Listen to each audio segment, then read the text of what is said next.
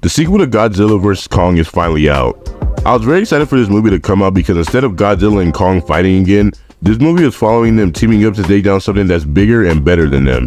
This is probably going to be one of my shorter reviews because I don't really have that much to say about it, because it's one of those movies that you just know what you're getting into by the trailers and promotion.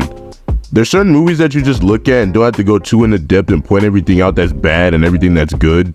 And I've been a fan of Kong and Godzilla since I was a kid, and it's good to see them finally be on the same team instead of fighting.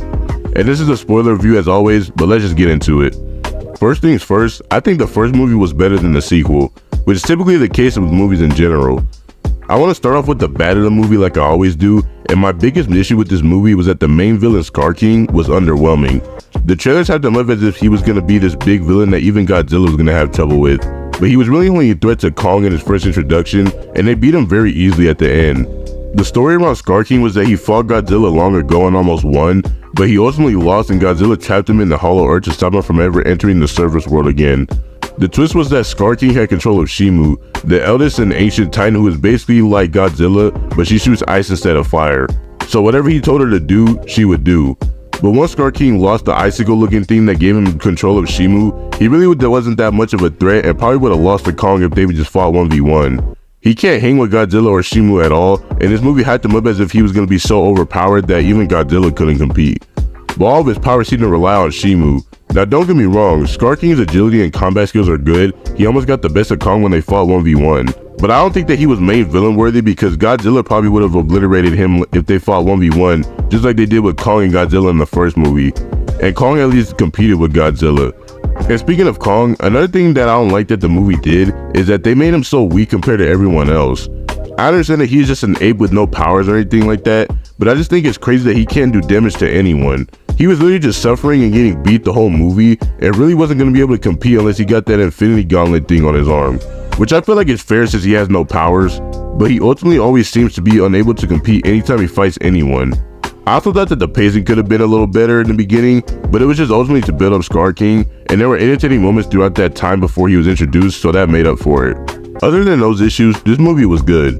One thing that they did better this time around compared to the first movie was that they actually made the human story interesting. The side plot with the tribe was interesting, and finding out that they're humans in the Hollow Earth.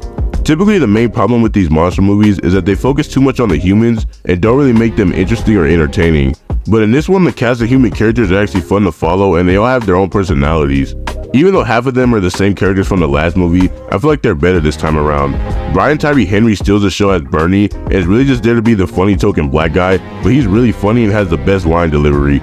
Dr. Andrews, played by Rebecca Hall, gets more personality as a character rather than just a main head scientist character. Her mother dynamic with the deaf girl just makes you somewhat care about some of the humans, even though you're just there to see the monsters fight. One of the best parts of this movie was easily the special effects. The whole Hollow Earth atmosphere looks so real as if they went to an actual forest to film it. Godzilla and Kong look good as always, Shimu looks very cool, even Scar King looks good for his weird shape and look. Shimu's reveal was very cool as well, and she just has a very unique look to her. The only part that didn't really look all that great was the baby orangutan that was following Kong the whole movie. In certain parts he looked a little weird and unbelievable, but not too fake. Easily the best part of this movie was obviously the monster fights. I feel like there was a good amount of them and they were very entertaining. One thing that I really wanted was another Godzilla and Kong fight before they teamed up to fight Scar King, and I was glad that we got it.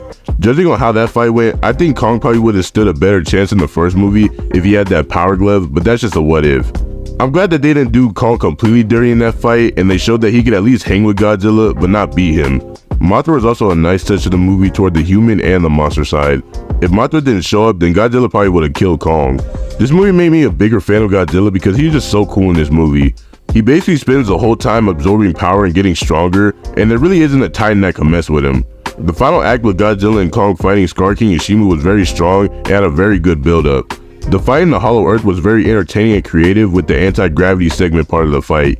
The end of the fight was a bit underwhelming like I said in the bad section, but overall it was a nice ending and left with a conclusion to this Godzilla and Kong crossover. Now it's time for the rating. Ultimately, if you love these monster movies and don't really look for the story and just want to see the monsters, then you're gonna love this movie. But if you hope to see a well-written story about these monsters and the humans while having all the great fights and everything like that, then you're not gonna like this movie, because they're not really making this to be serious. A lot of the humor in this movie with the animals kind of shows how unserious it is. It's self-aware and it's not trying to be this Oscar-worthy top-tier monster movie. So I give this movie an 8 out of 10. A good watch, but not better than the first movie. And one last thing to Hollywood, don't make a third movie.